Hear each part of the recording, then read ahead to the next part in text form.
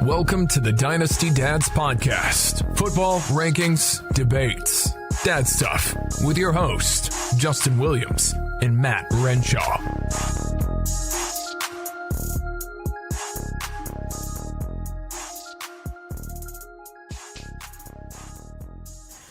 And welcome everybody to this edition of the Dynasty Dads podcast. I am your host, Justin, not Scott Fish Williams, and with me, as always, Matt Renshaw. Matt, how are you doing? I'm also not Scott Fish. That's true. Neither one of us are Scott Fish. This is the Scott Fish Show, dude. Scott Fish episode. We finally made it. We got him. This is how you know you made it in Dynasty Podcast. Yeah. Yeah, this is big. This is it. This is big. The Scott Fish, not an imitator. The one and only. Scott frickin' Fish. We got Scott Fish. Unbelievable. Scott Fish. I've said it all week. My wife she nudged me while I was sleeping the other night, and I woke up. I was like, "What?" She goes, "You keep saying Scott Fish over and over again. You need to stop it. I can't sleep." Yeah, in your sleep. Yeah, I gotta get my sleep too. And I was like, "Oh, sorry." Yeah. So I slept on the couch, and then you snored and fish. Yeah. So, hey. It's a great week, Matt. You got to hear this. We got a 5-star review. I saw that. We got it on iTunes, and like I promised, we will read at the very top of the show. Any 5-star review we get on iTunes, you leave a comment, say whatever you want, as long as it's within reason. Right. We'll read it on the air. I always tell my students, school appropriate. Absolutely. So this week it came from a guy by the name of, the title was "Annoyed from a Dollar," which is a great name. Yeah. And it's he says, end quote. Actually started following them on Twitter and would love to work with them soon.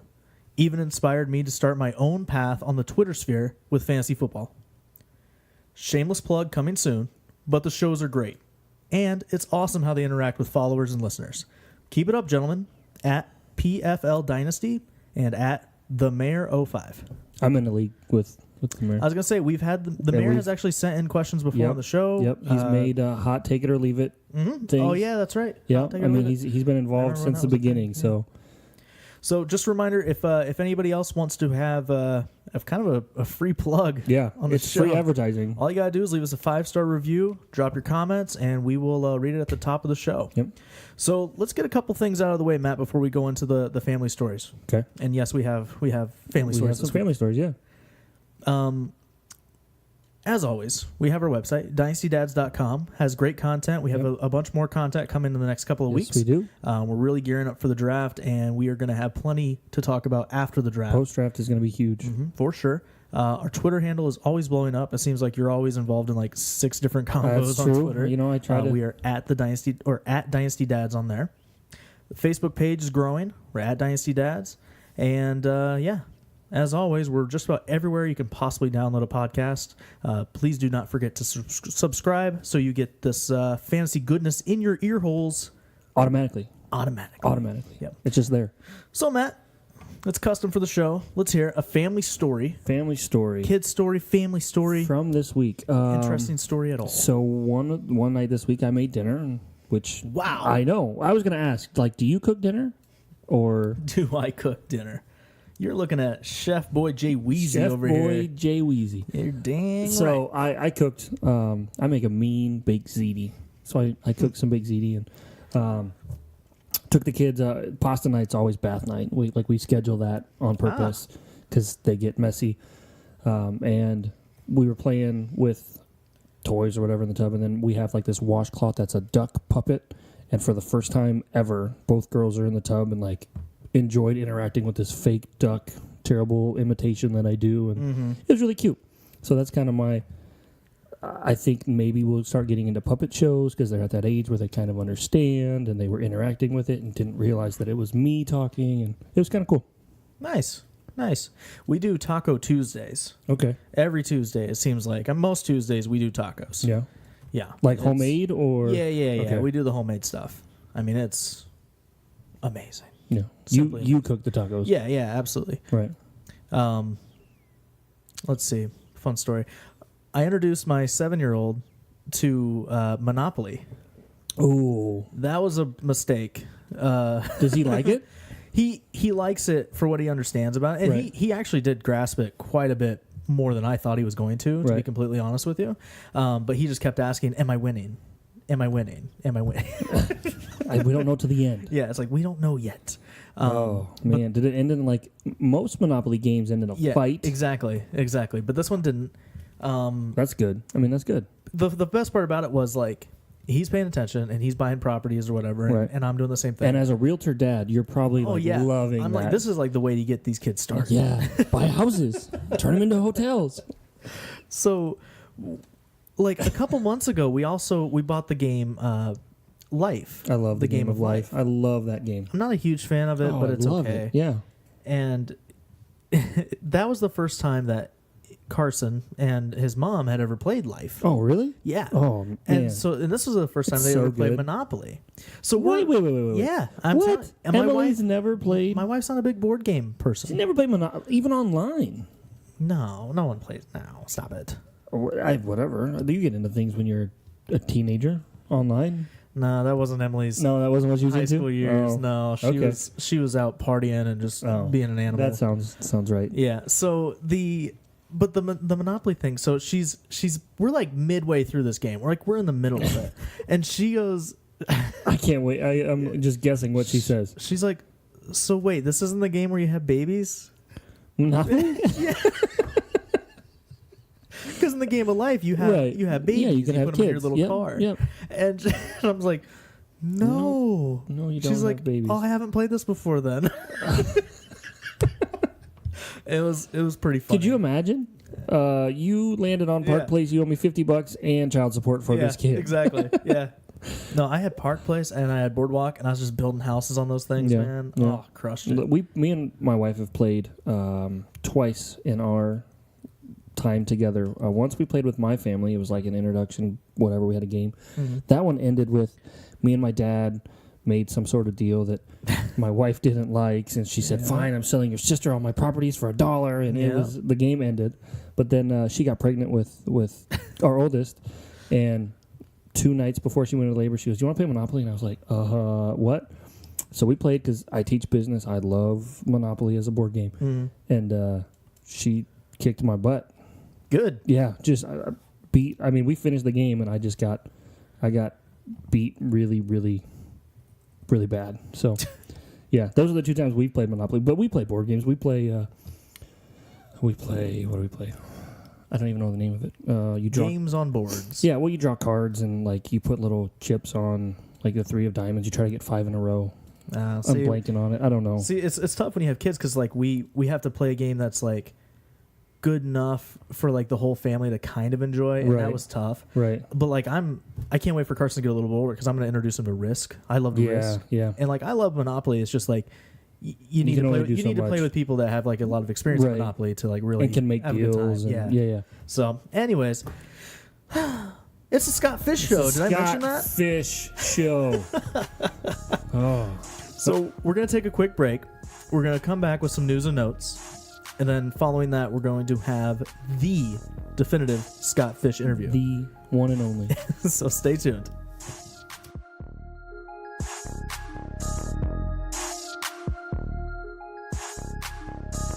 Looking for your next favorite podcast? One that will teach you how to make millions with Bitcoin, help you lose those extra stubborn pounds, or make your spine tingle with a murder mystery? Stop searching and let Podable do the work. Podable is the only podcast player that learns what you love and recommends podcasts just for you. Import your favorites automatically and instantly discover new ones. Find your next favorite podcast today by visiting us at podable.co or download our app in the iOS App Store. That's Podable, P-O-D-I-B-L-E, and discover your story.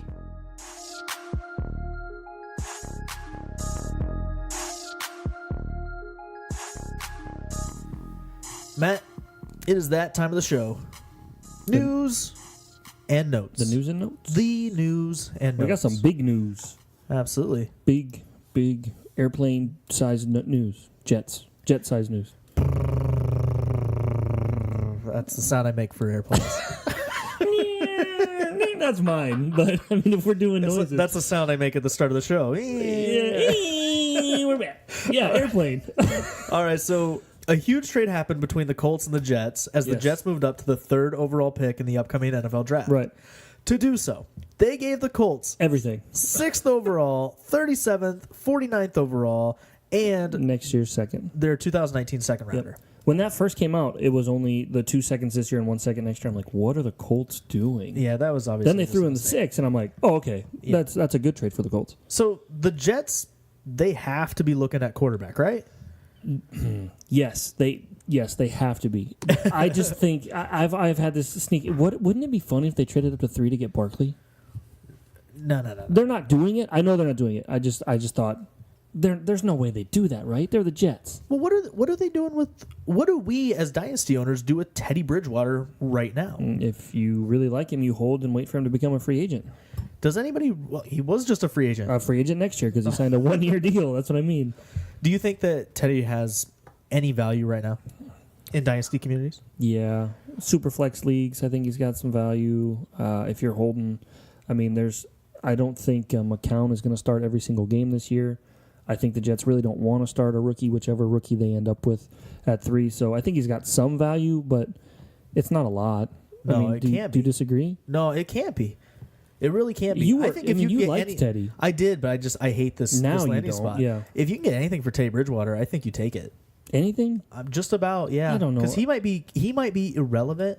If I told you come August, Teddy Bridgewater's value is irrelevant, would you be shocked? It wouldn't surprise. It wouldn't. No, you're right. It wouldn't shock me. But he's still young enough that he could. I mean, AJ McCarron just became a starting quarterback, so I think there's hope for Teddy For Bridgewater in the now. future. Right. But if McCarron goes out and lights the world up, which they're going to bring in a rookie too, but I don't think it's time to write off Teddy yet. But it could be close. But let's talk about it from a Colts perspective. They moved down 3 spots. And I don't think it changes who they could have gotten at 3 and 6. I think they can still get the guy at 6 that they were going to take at 3. Who's that? Well, I think there's a few options. They could take Chubb. I don't think Chubb goes A top running 5. back? No. Bradley Chubb, the defensive Bradley end. Chubb. I'm sorry. Which I know isn't fantasy related, but they could still get him. For them to move down 3 spots and still get the guy they were going to take at 3 with the 6th pick, for them is a no-brainer. And they added 3 seconds on a team that needs a lot of youth and talent added to it. Yeah. Or if we're playing out mocks here, Barkley could fall to 6. No. Could fall Not to 6. happening. So where's he gonna go? Because Not 6. the first 3, I'm going to throw something crazy at you. Okay. Would it shock you if the first 4 picks in the NFL draft were quarterback this year? The Browns trade back from 4 with a QB That'd be needy team, unprecedented. So yeah, it would surprise me. with a team that needs to get in front of Denver, because it looks like Denver could take a quarterback at 5. I could see the first 4 picks being quarterbacks. Case Keenum, the future. And then Denver at 5 probably takes a guard, and then the Colts at 6 could take Barkley. I don't think it's out of the range of possibilities, but it never is with the NFL draft. No. I will give you that. So Mike Pouncey, he went to the Chargers. Got a 2-year, $15 million deal. yeah, Not terribly effective in Miami last year, let's admit it. right. But he is only 28 years old. Young guy. He is pretty. I mean, he's kind of a good lineman, right? Yeah, I thought he might join his brother in Pittsburgh. Yeah. Well, L.A. is forming one of the strongest offensive line according to most experts, and I put quotation marks around that. Yeah. Where- You don't believe in experts, or No. Funny. What do you think of Melvin Gordon? What are you expecting personally of Melvin Gordon? What do you think we could possibly see this year? I like Melvin Gordon. It's kind of under the radar, am I He right? is. He's probably going running back 8 to 10 in Super startups. low. I haven't really right. looked, but I know he's under the radar. I No mean- one talks about Melvin Gordon. No, and he's 25. Oh, he's on a super young. team that has a decent quarterback, some pretty good pass catchers, and one of the experts saying it's a pretty strong offensive line. In a weak division, I don't think Yeah. anyone in that division would be surprised to see San Diego win some games. So, Los Angeles. yeah, sorry. Yeah, The that's weird Chargers. to me too. I'll just call them Chargers. Dante Moncrief, he signed with the Jags, $9.6 million, fully guaranteed on a 1-year deal. Yep, him and Kirk Cousins changing the market. Seems like starter money to me, Matt. What says you? I agree. You agree? He's a starter, Okay. I would think. I mean, It sounds like Alan Hearns is getting cut too. he did. Did Yep, he? Yep, he got cut, and he's doing the rounds. He's going to stop for the Jets. He's got to stop with Dallas. He said, Hearns came out and said, I've got 10 teams interested in me as soon as he got cut. Yeah, whatever. I know, it's hard to believe those guys, but I think he'll find a landing spot relatively quickly. But back to Moncrief. Yeah, he's young, $9.6 million fully guaranteed. He's probably going to start there. Does it hurt Dede? Oh, I think it does. Yeah? Yeah, I think it does. And that sucks. Does that mean because Moncrief's their Diddy. wide receiver 1? I think it means that, well, because Marquise Lee is still there. Yeah. I think Marquise Lee is your wide receiver 1, which I know sounds gross. Yep. I think Moncrief is there at wide receiver 2. And then I think they're just going to throw in Dede and Keelan Cole just Wherever when they can. We talked about last week Sammy Watkins being young and showing flashes and being super athletic. I think this is where Moncrief comes into. He's young and shown flashes when he's healthy and he's super athletic.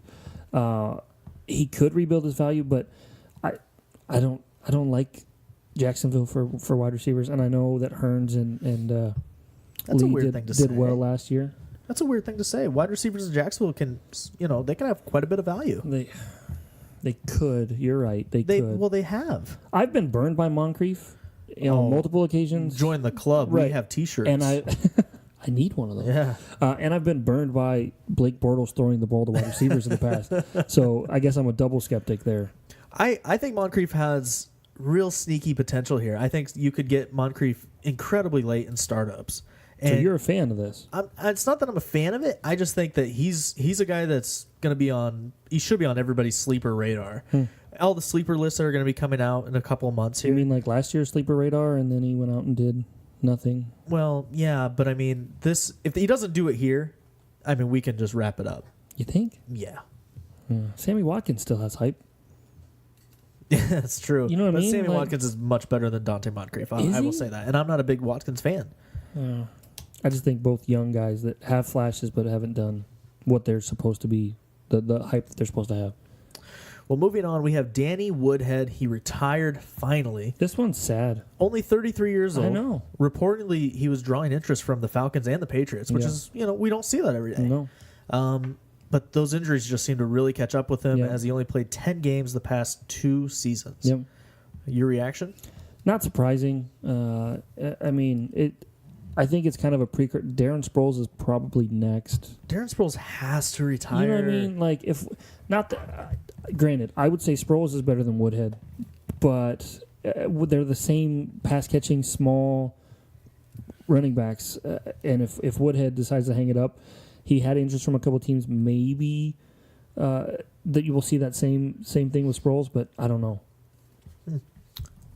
Jordy Nelson to Oakland.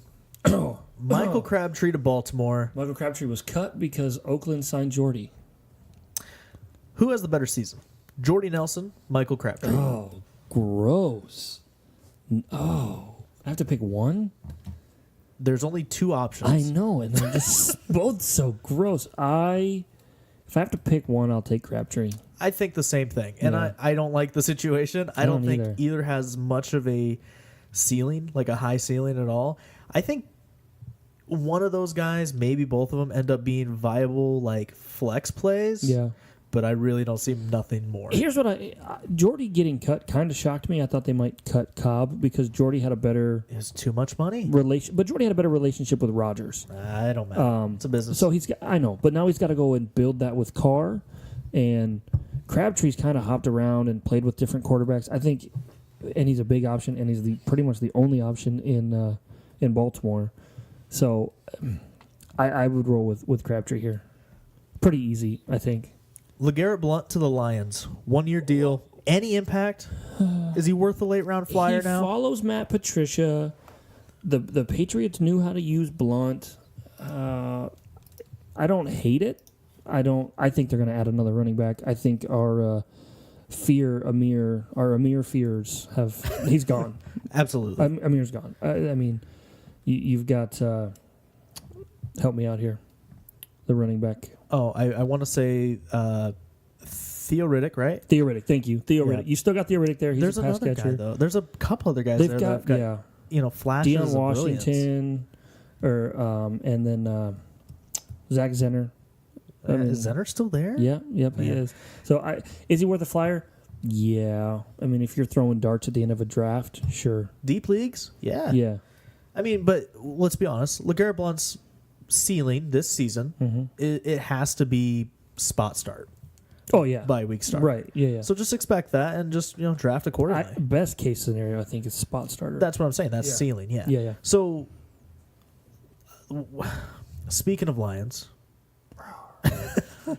Eric Ebron Yeah. He's a Colt. Yeah. Which shocked me, I think. Yeah. So now they have Doyle.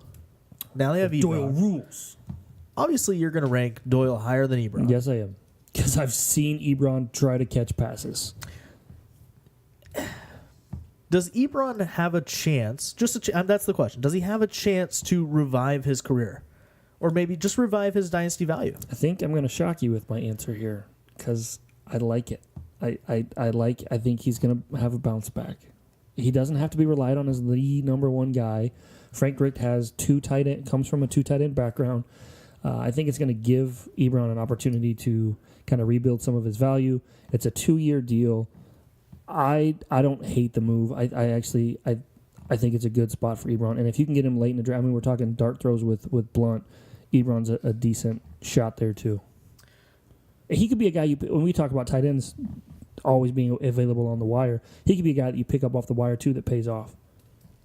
You disagree? Would you go out and try to acquire Eric Ebron then as a kind of a sleeper? Maybe if you're in a 2 tight end league, where you're forced to start 2 tight ends, I should say. Obviously, it depends on the cost, but if I can get him super cheap, sure. I'm not gonna hate on a guy adding him. I mean, he's better than AJ Darby. Oh, I completely agree with that. But Darby's tight end 1 in Miami right now. So tight end 1. Well, yeah, I agree. I'm honestly shocked that the Saints didn't reach out to Ebron, that Seattle didn't reach out to Ebron. I mean, we don't know that they didn't. No, but you're right. I think those would have been better situations for him. But maybe he wants to go somewhere where he can kind of not be that number one guy and rebuild his value. And correct me if I'm wrong, we're still waiting updates on DeMarco Murray, Frank Gore, Thomas Rawls, Terrell Pryor, and Jordan Matthews. I've got some updates here. Murray is the Dolphins were poking around Murray. Last week we said Gore. It was being reported that he was going to end up in Detroit. It doesn't sound like that's happening now with Blunt. Rawls is visiting the Chiefs. Terrell Pryor, I thought I read Seattle somewhere, and I haven't heard anything on Matthews. Did you see that Jeremy Hill signed with the Patriots? Yeah, remember last week when I talked about free agent running backs that are available that could have some value, and I said Jeremy Hill? I don't think he has much value, but you don't? They signed into a contract that they could easily cut him for, like before the season starts. Or they could cut Gillisley. Yeah, which I think that's more likely. One of those two won't be on the Patriots roster. Yeah, they might have them both on there right now just to kind of battle for one roster spot. That's what I think. They're kind of the same guy, right? Really, and they got Hill cheap, so yeah, okay. I like Hill. I'm not going to go out and pay the moon for him now. No. You don't like Rex Burkhead. I really like Rex Burkhead as a value play, and I don't think Jeremy Hill signing there hurts him. I don't think it hurts him either. I don't see any value in Hill whatsoever. Yeah.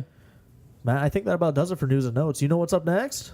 Scott Fish. Scott frickin' Fish. Scott Fish. I'm excited for this interview. I mean, I've said it before. We when we started this, I had no idea that we would get this far and get a guest like Scott on the podcast, and I'm excited to interview him and kind of pick his brain. Well, let's get to it, man. We're going to take a quick break. We'll be right back with Scott Fish.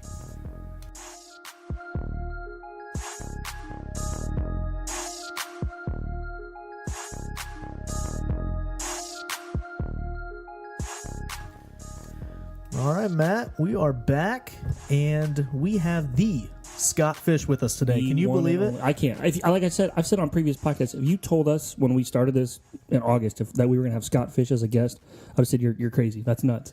Yeah, if you don't know who Scott Fish is by now, you're living under a rock. The man is here today. Scott, welcome to the show. Hey, thanks for having me, guys. I don't know about all that. It's good to be on here, though. It's I'm just a normal fantasy lover like you guys. Oh my God, and he's modest. and you're a dad too, right? I am a dad. I just had my second on January 1st. He was the New Year's baby at his hospital and the third baby in the state of Minnesota here. Nice, congrats. Yeah, yep, third of the year, I should say. And how old's your oldest? My oldest is 5. He's a January 4th baby, so they're Wow. And my wife is January 10th, so they're all just Right. That's a busy month then. It is, yes. man. From Christmas till the 10th, it's a fun 16, man. 17 days. That's like our December. Me and my wife got married on December 13th. We had our first on December 30th. Christmas is in the middle. We've got a father-in-law's birthday on the 31st. So our December's nuts. Oof! Wow. Yeah, it is fun though. Yeah. It is definitely fun to have that. So Scott, before we start talking football, where can people find your work? What can they what can we attribute to you and what you're doing for the community right now? This time of year I'm a little more behind the scenes. I have articles all year long during the football season, but right now I'm more I'm one of the guys in charge of MFL 10s. Fanball took that over from my fantasy league. That's right. And we run those $10 best ball leagues. You can go to mfl10s.fanball.com. And I'm mostly behind the scenes. I'm starting work on the Fishbowl and starting work on Fantasy Cares already this year. That's awesome. And the Scott Fishbowl has kind of taken a life of its own, has it not? It really has. It went from this thing that I had to really work hard to get full, to seek out people to make it 90 teams or 96 teams. And now it's this thing that it's 720 teams and I have 5,000 plus people signing up to try to get in.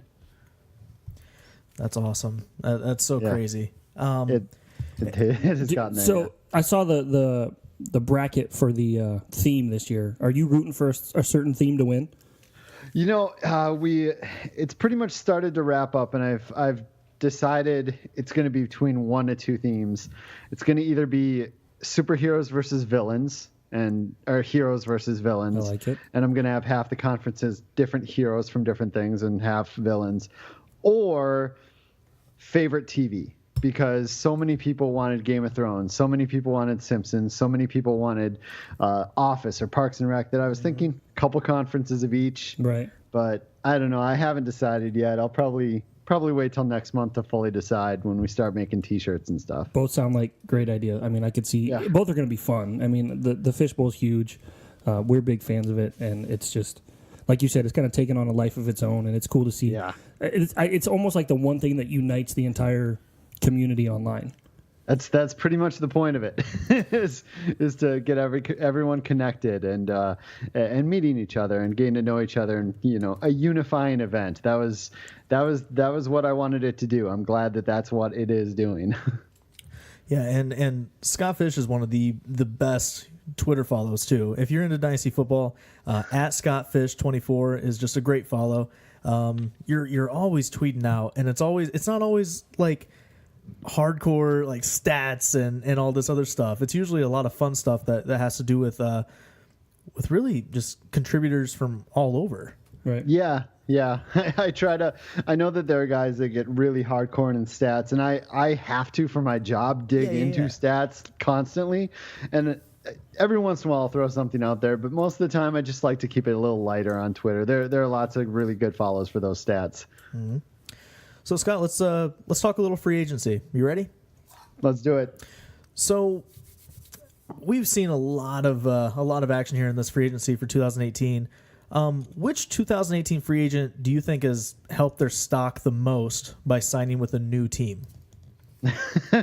Can I go with the completely? It's almost a joke answer with Sam Bradford, just because he goes from no stock to a starter. There you go. Okay. Especially in super flex leagues. No, but it's got to be McKinnon, right? He went from a flex player or a bench player potentially to possibly a top 10, 15 running back. At least people are valuing him that way. He's going in the 3rd round in ADP now. So it's got to be him until the draft. We'll see if San Francisco does anything.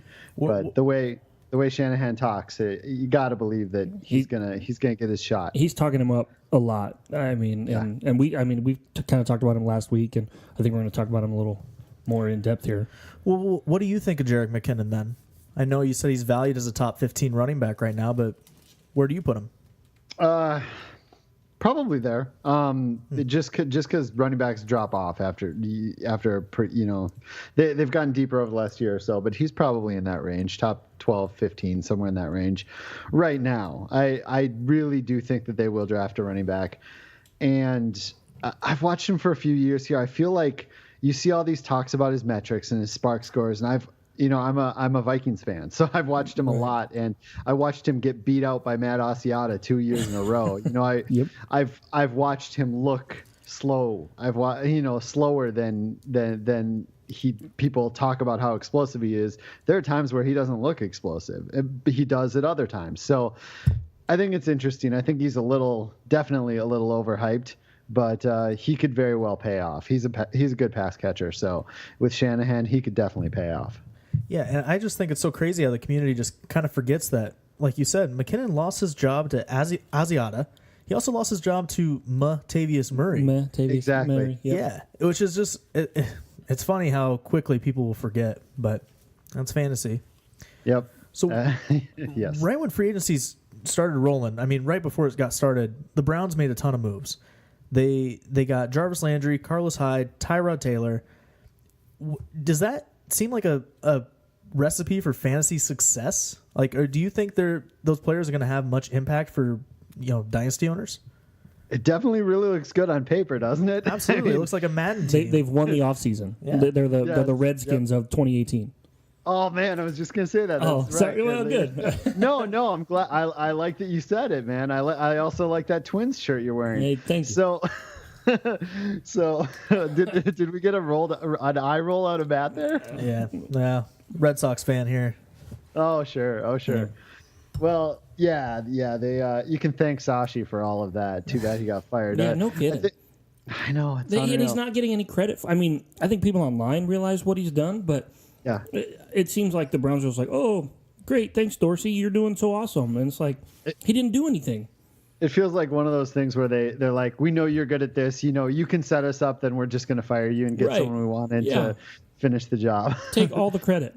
Yeah, but it looks good. But Hugh Jackson is still the coach, and they still have holes. I think that it could be very decent, but I think it might be a little overhyped. Weirdly, the ADPs seem fine to me for most of them. Where they're going right now seem, completely realistic. I'm anxious to see what that offense looks like. When you make that many changes, we have no idea what the offense is going to look like or how it's going to play out. So I think there's a lot of risk there still, but it looks good on paper for now. Yeah, I've always been a big Jarvis Landry fan, and that's one thing that Matt and I have kind of gone back and forth on, where I think much higher of Jarvis Landry than I think most people do. I think he's right up there as talented as Odell Beckham Jr. I just don't think he's ever been in a position that Odell's been in. He's been hampered. I mean, he's been hamstrung, if you will, by the quarterbacks by Miami and now by the Browns. So he's probably never going to live up to the level that Odell has lived up to, which is unfortunate. But that's very possible. That's very possible. He definitely is good at what he does, and there are a lot of things that we don't know if he can do at the NFL level because he hasn't been asked to really. Yeah, absolutely. And so moving forward, we have Dion Lewis. He's in Tennessee now, and it's kind of a weird situation because he falls into a situation where Derrick Henry is already there. And Derrick Henry is somebody that the Dynasty community has been gaga over for years now. And I would just like to know, what are your thoughts on Dion Lewis with Derrick Henry there as well? I kind of like them both, honestly. It feels like I think that they're going in the third, fourth round, each of them right now as of the more recent drafts. Both of them going that high, which is... It's weird to me. I feel like one of them is going to be really good, and the other one's going to be, complimentary. Right. And I know that there are people who have they feel it's one way or the other. They're definitely lovers of Henry, and then there are Henry haters that are absolutely in on Dion Lewis. I'm more realistic on both of them. I think they're both decent flex plays. I think they could easily be like DeMarco and Henry were on their good days. It could easily happen. I have a little bit of bias for Dion Lewis because I drafted him when he was at Pitt in my Devy leagues, so I've had him for forever in leagues, and I do like Derrick Henry, but I think both are probably just a little overvalued for me right now. See, in the playoffs, everyone was talking up Henry. He's going to get his shot. When Murray went down, he was the number one guy, and I'm going, now's your chance to sell him. Like I didn't think. I took a lot of heat online for sell Derrick Henry takes, and he's young, he's good. We've seen what he can do when he gets an opportunity. But when I was saying that, Malarkey was still a head coach, and it sounded like he was going to come back. I think the change at head coach and offensive coordinator kind of leans it more where I think Lewis and Henry both can have success in Tennessee. But it's in a situation. I don't like backfields that are crowded, I guess. Right. I mean, that's just kind of my own personal. If I had to pick one, I would go with Lewis because I like the pass catching backs more so than the two down especially thumpers. in today's NFL. Right. Definitely. Yeah. Absolutely. Yeah, and I mean LaFleur last year. I mean they got Gurley out in space. He ran so many routes. Right. That you got to wonder. I mean, that's not Henry is better pass catcher than people will ever give him credit for on Twitter. But Deion Lewis is definitely much more that back. So Right. I can definitely see that. For And sure. Lewis, I don't think he gets credit for running through the tackles. I mean, he carried. Oh, right. He He carried does. New Yeah. England at the end of the season. He absolutely is good between the tackles. So, You're 100% right yeah. on that. Does this situation remind anybody else of the Chris Johnson and Lindell White years at all? Like, I mean, I don't know. Neither one of them has blazing speed like Johnson did. not the speed, but Johnson was a lot of times. If you had Chris Johnson, you were happy because Johnson would be the guy that actually would get the catches and he'd break off the longer runs here Right. and there. But then Lindell White owners were happy because Lindell White would come on in From at the the goal two. line from the 2 to the Right. 5 yard line, and he'd usually score. He was a great red zone running back. And I feel like maybe there's a possibility that we see something like that here in Tennessee again. I do think that they are both definitely viable. That's for sure. The biggest free agent signing was definitely Allen Robinson to Chicago. I don't know if that's biggest. I think that's Kirk one of the Cousins biggest. was probably the biggest. As far as like fantasy dynasty like value goes, Okay. Allen Robinson was one of the biggest ones. Is Trubisky to Robinson something that we should expect to hear a lot of? I think that a lot of people are very, very happy with the Goff and Wentz, what they turned into the following years. And a lot of that had to do with the coaching. And we got Nagy coming from Kansas City, who's going to be much, I mean, a rock can be much open up an offense more than John Fox can. So I'm curious to see what Fox does on ESPN. oh But, gosh, you know, yeah. I think that's a recipe for disaster. But anyway, sorry, I didn't mean to interrupt. No, you're good. I completely agree. I'm not looking forward to that. I'll probably I probably won't watch that too much. Just watch it But- on mute. The games are still good if you have it muted. Exactly. So yeah, Trubisky to Robinson, I think definitely could be. It's weird because Trubisky threw, and you gotta wonder how much was Fox and how much was Trubisky. I mean, he barely threw downfield at all last year. So he's definitely going to improve. There's no way he can, have a game with 6 or 8 pass attempts like he did last year. So I think it's going to be a thing. I think it's going to be his best weapon. I like Cohen a lot. So do I. And I think Gabriel's even an underrated signing too. Yeah, Absolutely. people keep talking about Cohen being the Tyreek Hill for Nagy, Nope. and I think it might be Gabriel. Yep, I'm right there with you. Yep. A poor man's. but Yes, absolutely. that- Yeah, he's that not going to role. be that dynamic, but it's that speed, deep guy. You run some gimmick plays with him and see what he can do in space. Yeah, what was it, like 2-3 years ago? He had like that 6-game stretch where they were throwing it to him like on just little quick outs and stuff, and Yep. he was just making huge plays. Very reminiscent Yep. of what Tyreek has done. And Chicago revamped their entire offense. They went out and signed Trey Burton. I mean, I like that. I think that hurts. Obviously, the Shaheen owners are sad now because he doesn't get his opportunity. But like you mentioned, the connection to the Rams and the Eagles, in a sense, this young up and coming team with a new head coach. I think they're going to get a lot of hype this offseason. Yeah, it's that division it's getting a lot better, and I don't like it. So Staying in the division here. yeah, I kind of want to keep it with free agency for just a little bit more. Jimmy Graham is now a Green Bay Packer, unarguably the best tight end that Aaron Rodgers has ever had. Right. Should we expect big things from Graham in Wisconsin? I think people like him more than I do. I don't think he's Jimmy Graham the way he used to be Jimmy Graham. I'm not even sure he's a better tight end than Rodgers has had. He's a far better red zone tight end. Jimmy Graham a few years ago, by far the best tight end that Aaron Rodgers would have ever had. But Jimmy Graham now, man, there's a reason Seattle used him mostly at the goal line. And no tight end is better than Jimmy Graham at the goal line. So I think we could see a lot of fantasy production, but a lot of TD-dependent fantasy production. But you're on an offense with a quarterback that throws 35-plus touchdowns a year, basically. Yeah. So, and they lost Jordy. So right. I do like that a lot. What do you think of Jordy in Oakland? Man, I think he's probably a downgrade from Crabtree, and I'm anxious to see. Jordy and Aaron Rodgers had so much chemistry when you watch them, just so much chemistry, and I'm anxious to see how he thrives outside of that chemistry. I think he's a great player still, but yeah, I want to see him how much he thrives. I think he's going to be a good, solid player, but I don't think he's going to be old Jordy Nelson at all. Okay, so sticking with the Raiders, we've got John Gruden back. I don't know if fantasy people remember John Gruden when he was a head coach before. His offenses weren't. I mean, he didn't have any stud offensive players, and it seems like they're Warwick making. Dunn says hello. Oh, I'm sorry, but it just seems like they're making really questionable moves. I mean, They cut Crabtree to get Jordy.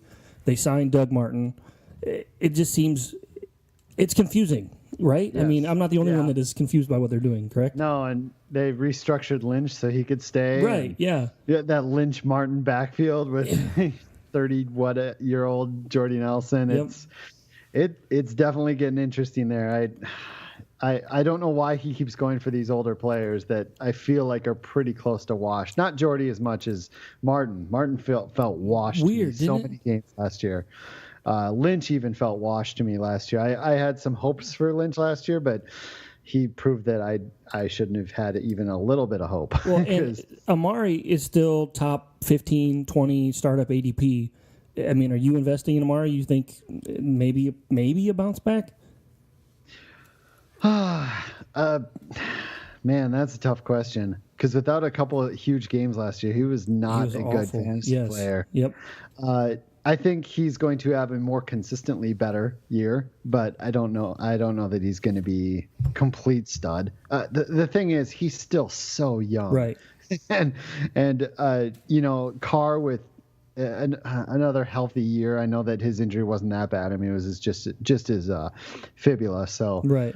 That shouldn't have affected him. I've broken my fibula, so it shouldn't have affected him too much last year. But yeah, I like Amari, but that John Gruden scares me just with his moves. It makes me wonder what his offense is going to look like. Right. I'm glad that I'm not. I mean, Scott Fish agrees with me. Holy cow! I like Gruden. I'm not saying I agree with all of his moves, but I just can't not like Gruden. I just can't do it. He looks like he's very fun. He looks like the owner. Like he looks like the owner's son. Have you seen those memes? I'm just ready for I have. I'm just ready for those post game conferences. I'm ready for them. Comes in red, just red faced. Well, it's just like, look, man. Spider 2Y banana. Yeah, I like it. I don't know why. It just cracks me up. Just like, look, man, these guys are just great players. Every one of them. Like, I feel like it's going to be every week. So let's shift gears a little bit. Let's talk the NFL draft. It's coming up. Everybody's excited for it. Rookie drafts are going to be happening pretty soon here. Devy drafts are going on right now. But outside of Saquon Barkley, which running back do you see the most potential in? Oh, man. This is a tough question for me because I've liked Geis and Chubb way longer than I've liked Sonny Michel. Obviously, in my Devy draft, Sonny Michel was like a top 5 guy coming out of high school too. But the thing I love about Michel is he's such an elite pass blocker. He's so good at pass blocking that I think wherever he goes, he has heavy potential to be a bell cow back. And with RPOs becoming all the rage, like right now, which they really have existed, I understand. But with the Eagles doing that, when Michel's on the field, you're not going to know what they're going to do. Right. So Alvin Kamara really helped Michel's draft start. I mean, as big a year as he had, it didn't hurt him coming out this draft. Right. And that happens every year. I mean, even going back to Adrian Peterson's year, the following year, Darren McFadden got a huge bump because of what a guy the year before did. It feels like that's just a cycle that happens in the NFL. I do like all of those guys, though. I think all of those guys could be stars in the NFL. But we know just statistically, out of those top 4, 5, 6 guys, only 2 or 3 are going to be anything really. Maybe only 1 or 2 studs, but. I like that guy's potential to be on the field at all times. Okay, worst landing spot for Barkley. Worst? Yeah. I mean, I don't think anywhere he goes kills his value. He's still 101. He's still the guy to own. But like from a fantasy perspective, is there a landing spot that just hurts him? I don't know. I don't think so. Maybe the Giants, because their offensive line is a turnstile. I know they've made a huge signing, and that's going to help. But honestly, it's probably the Giants. I think with the Browns offense, I don't love Hugh Jackson, but a guy like Tyrod, mobile quarterbacks tend to just open things up for running backs, and running backs like Barkley, who can get out in the flat, get out open, and make great catches. It feels like he's going to be very tough to stop there. I don't think there's a bad landing spot, but if I had to choose one, I guess I would choose the Giants. I think I like him in a Giants uniform. I really do.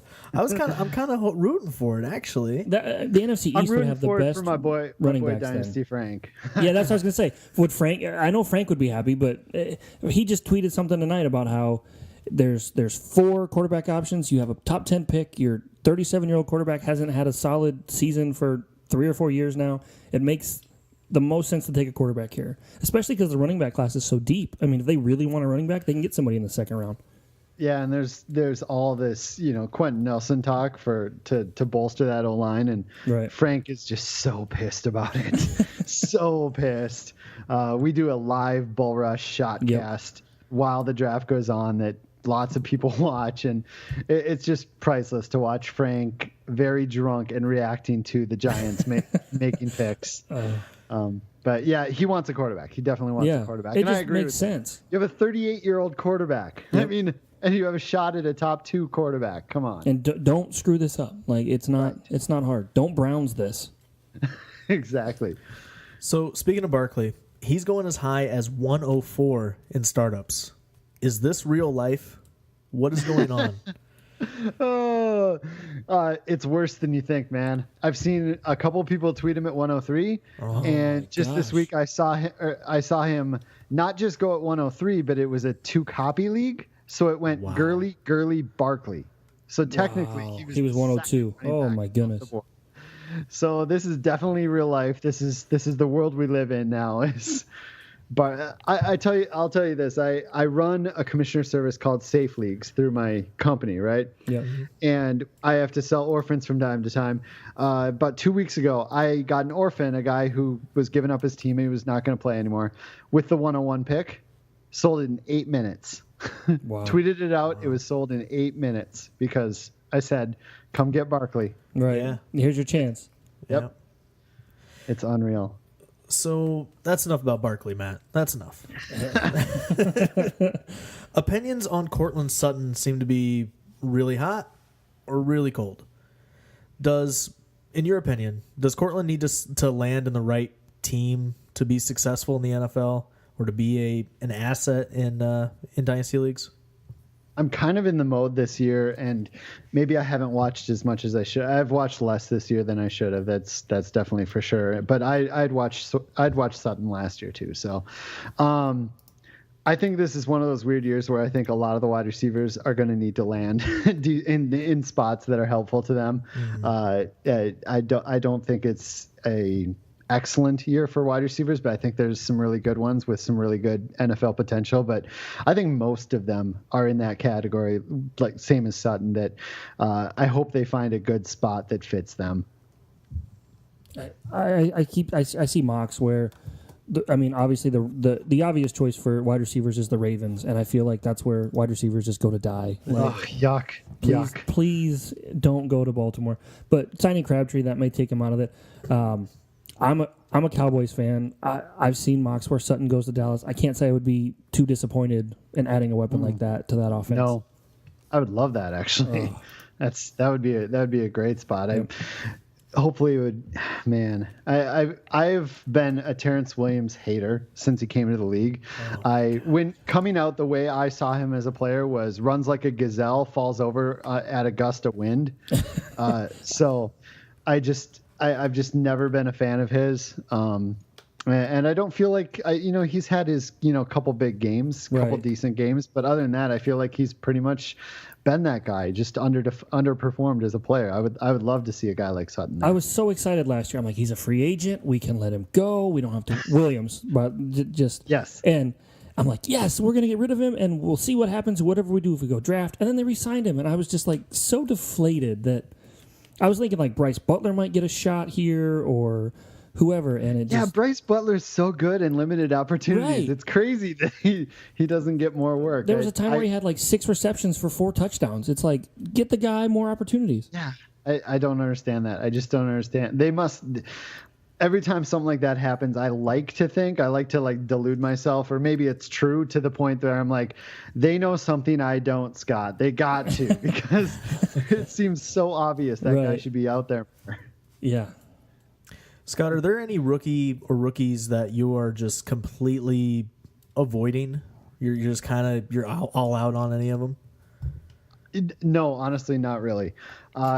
In previous years, I would have been all over this question with some answers, but I've been playing Dynasty since 1992. So I think I've just the last decade or so, I've watched players I didn't like come up and players I did like fall away, and many of those due to landing spot that I've gotten to the point where this time of year I'm like, I'm just gonna wait for the NFL draft. I'm gonna wait to see where they go, and then I'm gonna analyze it, how I think that player fits with that team.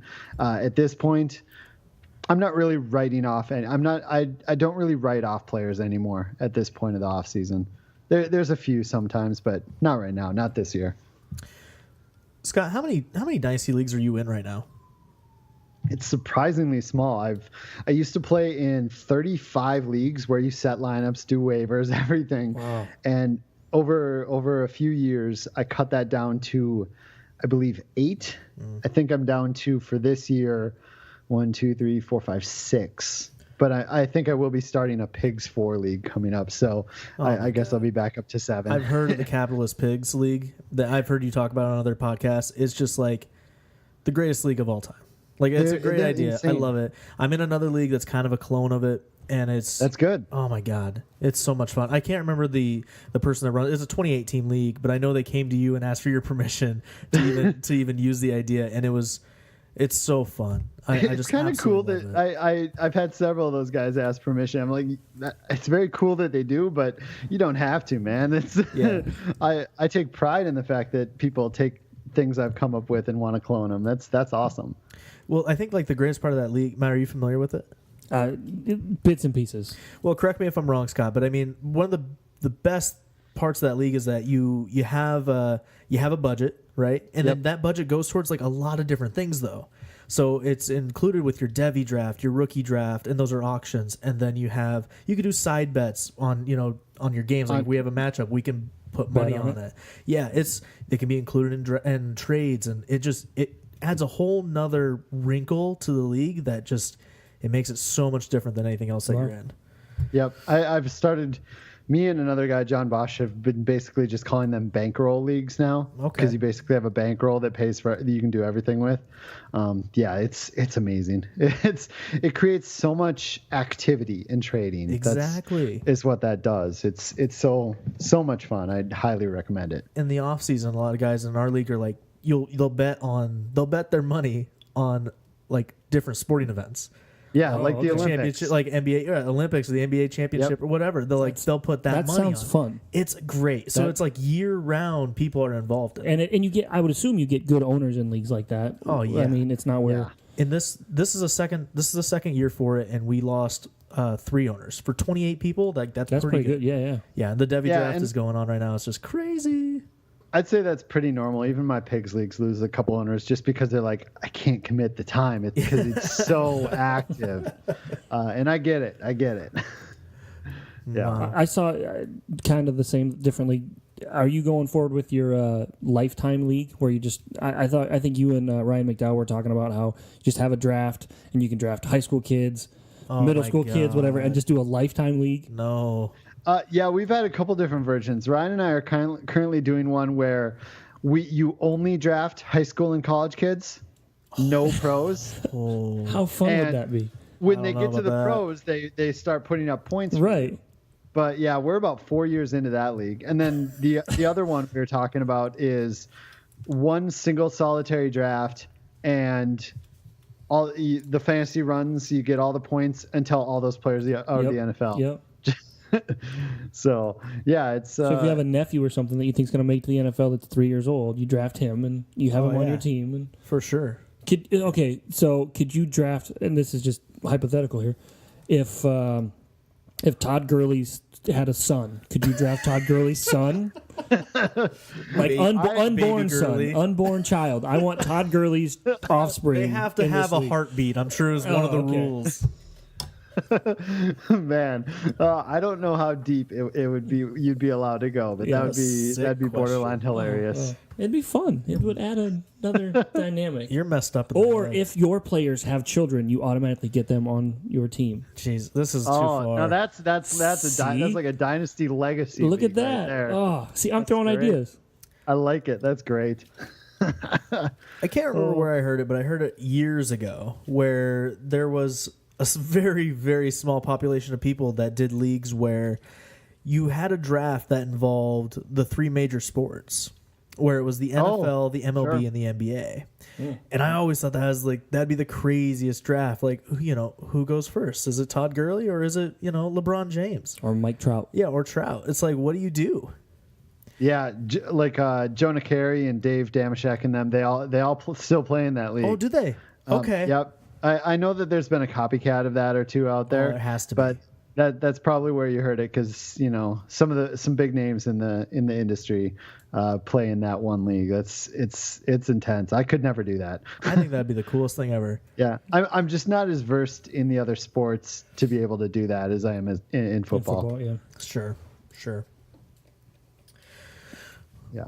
Well, Scott, you do a lot for the Dynasty community every year, and for the people that they're not really familiar with your story, could you maybe give them a little bit of insight on kind of how you started off on this career in fantasy?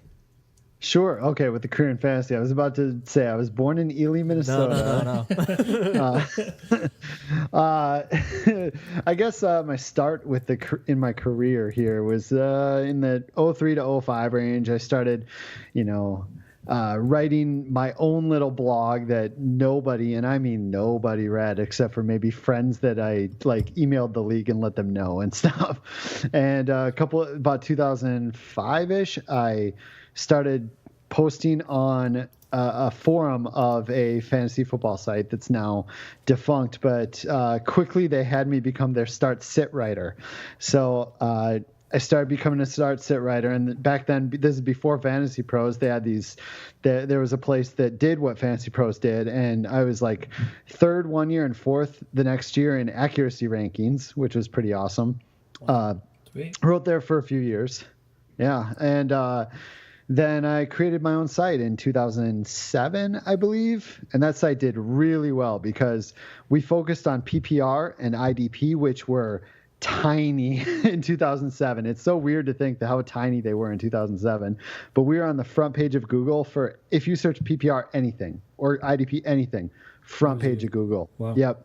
So that site got decently big enough pretty fast to get, my name and several of our names out there, at least to a degree. There's another guy that was writing at that site that founded that site with me that's also full-time in the fantasy industry now, which is pretty cool. In 2014, I joined DLF. mostly behind the scenes. I wrote a little, but in 2000, and then was there for a couple of years, and now in 2017, this last summer, I finally got a full-time position at Fanball, writing mostly DFS and stuff, but now we do a lot of stuff. I mean, we took over MFL 10s, so I have a hand in that. I run a commissioner service through League Safe Leagues on that site. I have a lot of things going on there, but yeah, I just kept writing and kept grinding and kept watching tape and kept getting my name out there and trying to write for different places until finally, that break happened. So I'm very thankful that it did. That's for sure. You're living the dream, man. Yeah. You're living the dream. There's 1,000 podcasts out there like ours that they would do anything to have a full-time position, in fantasy, paying the bills. I hope you do get it someday. I will mention that, something that has helped so many of the people that have gotten full-time position is finding something unique, to get out there. I think that for me, that was probably the Fishbowl. I've done a lot of unique commissioner stuff.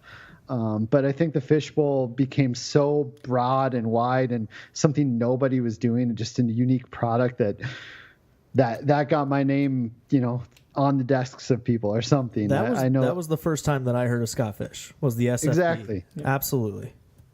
Yeah, and a couple other full-timers in the industry, they had something that was, something unique, something interesting out there. So that would be a small tip of advice. Think of something unique and keep driving with it. How'd the family react when you got a full-time gig in fantasy? So like when we started this podcast, I told my wife, I said, I think I want to start a fantasy football podcast, and she's like, are you serious? Like, she supported me through it all. Like, I love her so much. She's supported us, but she could not believe that that's what we wanted to do. And I mean, so how did your family react when you got that full-time gig? My wife basically shoved me to get me to do it. Oh, nice. Like, I was the one that was slightly hesitant because I had a 15-year career at Pepsi. I had my, pension and whatnot. And Pepsi is 30 and out, so I was halfway done to being just retired. And fantasy, that could be a little risky of a career move, especially at 38, But my wife has a very good job, and she basically said this would be great for our family. I won't be killing my back every night working for Pepsi. I'd be able to do family events whenever I wanted to, because doing fantasy, you have a much more open schedule. Right. Yeah. Yeah. Such a cool story. I know I've heard you on other podcasts tell that story, and I just absolutely love it. I think that's awesome. People living out their dreams is just, I don't know. Right. It's always been something really cool to me. Yeah. So, Scott, I mean, that really wraps up for what we wanted to talk to you about, the free agency and then the rookie draft coming up. Is there do you want to tell the folks about anything that you have coming up soon with the SFB or your how you're helping out Toys for Tots every year? I mean, the Bull Rush podcast. Sure. Yeah, sure. We have the Bull Rush podcast, which Ryan McDowell and Dynasty Frank are on with me. And every 3 weeks we do a Bull Rush movies where we just talk about a movie. And so we get away from fantasy. I love that, by the way. That's awesome. And you talked earlier about something different. That's different. That's cool. I listen to that. Yeah, it's a lot of fun. And then, if you are curious what the Fishbowl is and you don't know, you can go to scottfishbowl.com, take a look around. There's a sign-up form on there. And Fantasy Cares, obviously, last year we raised $15,000. We bought toys, and we sent 1,000 to Houston Relief. A lot of toys for kids for Toys for Tots. This year, we're hoping to beat that again. I don't know how it's possible, but fantasycares.net. I'm going to run a bunch of fun fantasy leagues and a bunch of Scott Fishbowl satellites. So maybe you can get in the SFB9 next year. But yeah, fantasycares.net. Absolutely. We'll be gunning for that one. Yep. Well, thanks for coming on, Scott. We really appreciate it. You didn't sign up for this year? Oh, well, we might. I signed up. When 7 came out, did you? I signed up for 8. Yeah, oh my God. I don't know if I signed up. I don't think I signed up as a podcast host or anything. Then I think at the time I was just a fan. So then you should definitely do it again. Sweet. Yeah, if you're doing a podcast, sign up as an analyst. Definitely. All right. Sweet. Thanks for coming on, Scott. We really appreciate it. Thanks for having me, guys. Take care.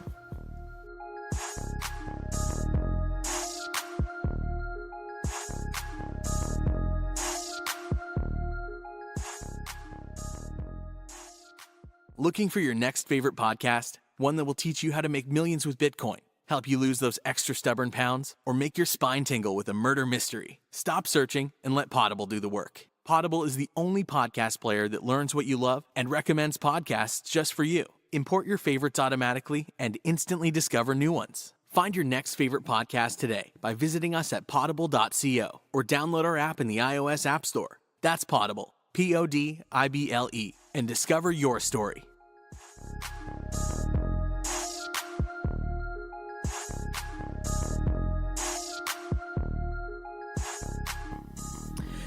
There you have it. We did it. We did it. We did it. The Scott Fish interview is finally available on the Dynasty Dads. Yes. And what an interview that was. That was so good. Yeah. I mean, Scott's good. Scott's been on other podcasts, but just to have him on ours, I think kind of, it feels good. I mean, it really does. Vindicated. Yeah. Validated. Yep. Other V words. Victorious. That's, man. If we were playing Scrabble right now, you win. I'd be killing it. Victory? Victory is. I mean, it's not as good as victorious. validated. Oh yeah, that's true. Very excited about what we just did. Man, you don't play Scrabble. No. I could tell. No. Man, we're talking a lot about board games on this Look episode. at That's that. weird. So, anyways, is that a board game? Like, is Words with Friends considered a board game? if you enjoyed today's show and Matt's take on board games, Yes. be sure to check us out on iTunes. We're Dynasty Dads. Give us a 5-star review and leave a comment. And every comment that has a 5-star review, we will read on the air at the top of the show, just like we did today. As evidence of today's. Yep, from our buddy, the Mayor 05 on Twitter. Yep. So also be sure to check out dynastydads.com. It's an awesome website. We got plenty of content up there leading up to the draft. We're going to have even more coming up. We've got new content coming in already. We've got a really good team of writers. We're in the process of adding a female perspective segment. Great. Yep. A series coming from one of our female listeners. So, yeah, I'll do a little tease there. And, I mean, I'm looking forward to that. For sure. We can be found on Twitter at Dynasty Dads and on Facebook at Dynasty Dads. And that about does it for the show, Matt. Yeah, I'm going to, soak all this in. This is a big moment for the show. Yeah, what a show. And be sure to tell your friends, tell your buddies. I know everybody that's in the Dynasty League has at least 10, 12, sometimes 28 buddies in that league. Be sure to share it, and we'll catch you next week. Every week, Stay locked. Yep. Take care. God bless. Thanks for hanging out with us on another episode of the Dynasty Dads podcast. Be sure to subscribe on iTunes and follow us on Twitter at Dynasty Dads. Visit us at our website, dynastydads.com, for articles, news, and notes, Dynasty Dads gear, and more.